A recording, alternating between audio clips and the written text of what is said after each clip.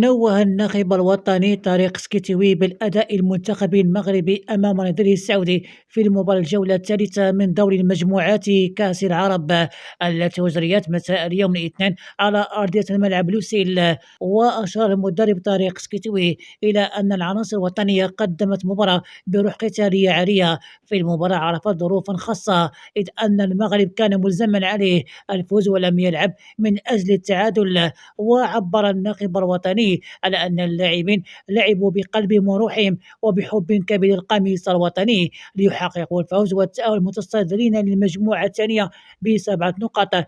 من جهة أخرى، نوه المدرب المغربي بالجماهير المغربية التي زينت مدرجات لوسيل، مشيرا إلى أنه نملك أفضل جمهور في العالم.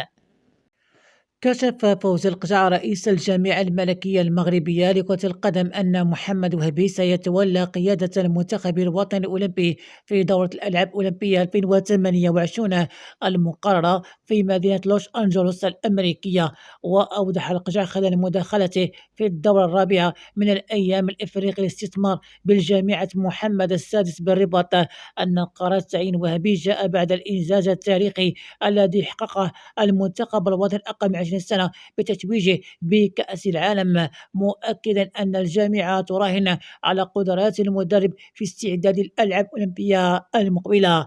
ويتوقع أن يقود وهبي المنتخب الأولمبي المغربي نحو منافسات قوية، مع التركيز على تطوير اللاعبين الشباب والاستفادة من قاعدة النجوم الصاعدة التي أثبتت جدارتها في المسابقات الدولية الأخيرة. أصبح الدولي المغربي إبراهيم دياز النجم المنتخب الوطني المغربي كرة القدم، والنادي ريال مدريد الإسباني محط اهتمام مجددا من لدن أندية الدوري السعودي الراغبة في الحصول على خدمات هذا اللاعب الشاب. ونقلت تقارير إعلامية إسبانية يوم السبت أن دياز تلقى خلال هذه الأيام عرضا سعوديا مغريا تبلغ قيمته نحو 120 مليون يورو ويمتد ل4 سنوات، لكن دون الكشف عن هوية النادي صاحب الصفقة. وأشار موقع كوداريو الإسباني إلا أن دياز مرشح بقوة لمغادرة النادي الملكي لأنه لا يحظى بدور كبير مع الميرينجي هذا الموسم، كما أن مشاركته المنتظرة مع الأسود الأطلس في كأس أمم أفريقيا المرتقبة هذا الشهر قد تفقد مكانه داخل الريال.